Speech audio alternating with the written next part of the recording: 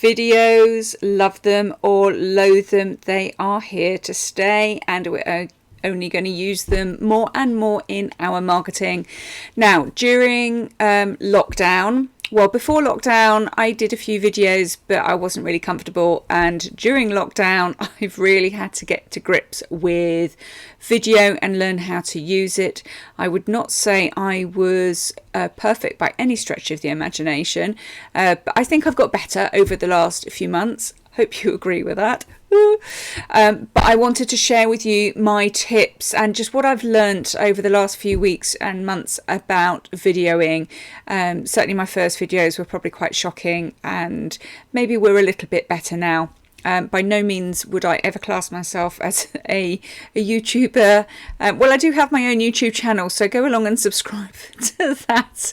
My kids think it's very funny that I have about 5 subscribers, but you know, who cares? You've got to start somewhere, haven't you? So let me just cover my first few tips. So first things first is obviously you need to watch where you are sitting and just check what is behind you. What you can't see off stage that way, it's quite difficult to point. Off camera is actually a bit of ironing to do, so just check what is behind you, that it's relatively tidy and ready for your professional self.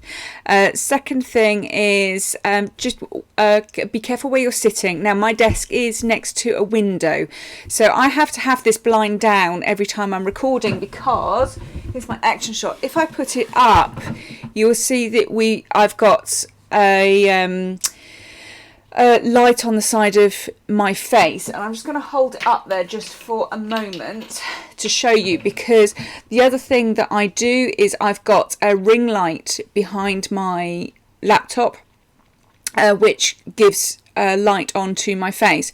If I turn it off, you can see how much of a difference that makes, that I've got light coming in through the window, which is not enough. The other half of my face is in darkness, and I'm recording this at the end of the day, so the light is struggling a little bit. It's overcast today anyway, but even when there's bright sunshine coming in, that actually puts the other side of my face in darkness. So you don't want to be doing that. So it's adjusting the light necessary. So these ring lights, this is actually a craft light I've got. So it's a daylight bulb. Let me just put this back down again. There we go. So it's a daylight bulb, a craft lamp, but you can get all sorts from online, from Amazon and such like, and you get special ones that you can put your phone in the middle, and ones that clip on and plug into your computer and your laptop and so on. But definitely get a light that's behind the camera. Secondly, don't forget to actually look at the camera whilst you're recording. It's really difficult not to look at the screen, and it's something I've got better at doing, and I've learned to look at the camera at the top of my screen, because if I start looking at myself and talking to myself, I'm not looking at you anymore. So you really want to be making sure that you're looking at the camera that's at the top of the screen there. So that's number 2. Second thing is that get yourself a microphone, and this has made a massive difference, particularly if you're recording things for Facebook Live, or you're putting it out on Instagram, or you're going to get your own YouTube channel. You need to be recording, so to have a microphone you need proper sound quality. So this is my little microphone that I've got just sat underneath my laptop. I think it cost me about 35 quid from Amazon. There's nothing fancy about it. It plugs in via a lead. So I am going to just pause this recording for a moment. I'm going to pull the microphone out. I'm going to record a little section without the microphone so you can see what the difference is, and then I'll come back to the microphone. So hold on for 1 second. I'll be back in just a moment. Okay, so here we are back again. This is me recording without my microphone. So this is just recording through my MacBook inbuilt microphone. And can you hear the difference that makes? It's a lot quieter, a lot less sharp, and so on. So I'm going to stop this. I'm going to go back to the microphone. See you on the other side. And here we are back again with my microphone back plugged in. Can you hear the difference? This microphone is just a little USB port that goes into the side of my MacBook. It does for PCs as well as MacBooks, so pretty handy. 35 quid well spent, I think you'll agree, because if you're producing content for any online at all, you need your sound quality to be great. I wish I'd known about it at the beginning. I didn't realise at all, so hopefully that will save you a bit of recording angst. For recording, it depends what I'm recording. If I'm doing straight video work, then I have a MacBook and I use the QuickTime Player, which is inbuilt in MacBook. If you have a PC, then Windows 10 comes with its own inbuilt screen recording function, so you need to go and find that. I think it's called, I've written it down, it's called Game Bar. I think it was developed for gamers to record their games. I don't know why you'd want to do that, but I'm not a gamer. So have a look for that. But there's always Camtasia, which is used a lot for videoing and screen capture. I don't use it because I've got QuickTime Player built in. Now the thing is, if you've got, I don't know how the Game Bar works, but with the QuickTime Player, it saves out as a .mov file, and if you're going to post your video anywhere, you need it saved as an MP4 file. So you've got two options there. Again, in MacBook, so this is for MacBook users really. For inbuilt in MacBook, you've got iMovie, and you can import your recording that you've recorded on your QuickTime Player and you export it as a file. So if you look at the top right hand corner of your screen on iMovie, there's a little export section or kind of upload button. I can't remember what it looks like, but it's obvious that you can export it. And then in there's one to save out as a file, and you just save it out as, it automatically saves it out as an MP4, and then you can post it anywhere you like.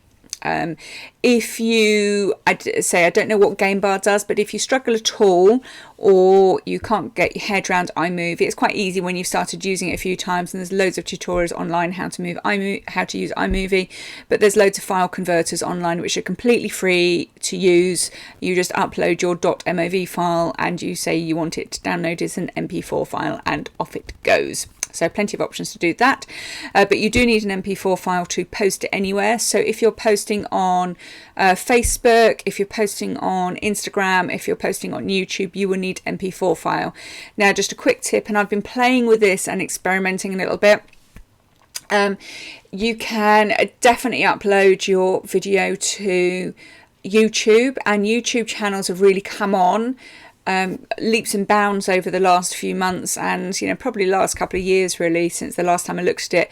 And you can sort your videos by lists and keep them some private, some hidden, so the link's only available to the people who've got it, or you can make some public. You can decide that, and you can sort your videos, as I said, by lists, which makes them a lot easier for you to find.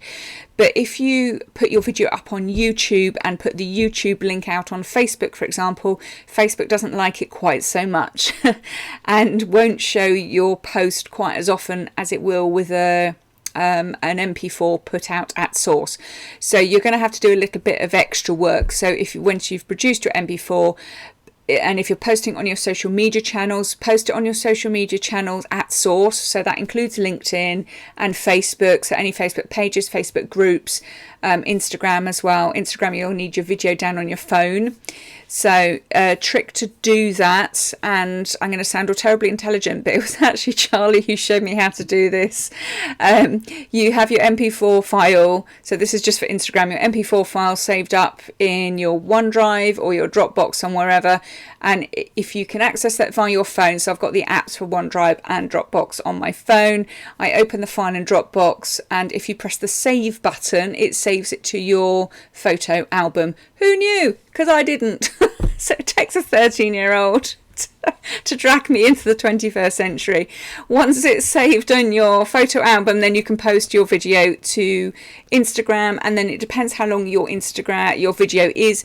If it's a few seconds up to a couple of minutes long, it will go in your feed, but otherwise it will post to your IGTV, so you can have your own TV channel.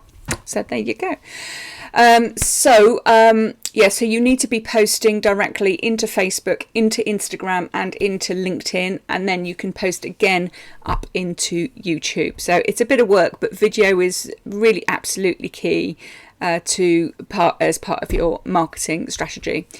And I think probably that is it. I'm just checking my notes that I haven't written anything down. Oh yes, there's one other thing, a little tip that I've just discovered recently, is that I don't know what the game bar is like on PC. The PC, ladies and gents, you'll have to tell me this, but with QuickTime Player, it's really clunky to record my screen. So if I need to record a webinar or a presentation and use PowerPoint, for instance, or share my screen, it's supposed to do it. It just doesn't seem to do it very well. So I have discovered you can use Zoom to do it. There you go. Tip of the year for that one. So you just set yourself up as a meeting or a webinar as normal. Doesn't matter. Just set yourself up as you would normally, and then you are the only person that attends, and you just hit the record button. So you screen share in the normal way, hit the record button, and off you go, and it saves the recording. As long as you've tagged it all properly beforehand, it will save the recording either into Zoom, into its cloud, or it will ask you to save it down into wherever you want on your computer. And the best thing is Zoom will save it out as MP4 straight away for you, so you don't need to do any conversion. So just a little tip. And Zoom, obviously you can get a free account and you can record up to 40 minutes, which is more than ample for social media vids. This one is probably going to be longer than 2 or 3 minutes. I do apologise, but it's a little bit of an instructional and a few tips here of what to do with video. Anyway, hope that has been helpful, and I'll look forward to seeing all your videos soon. Thanks a lot, everybody, for listening, and see you again soon. Bye.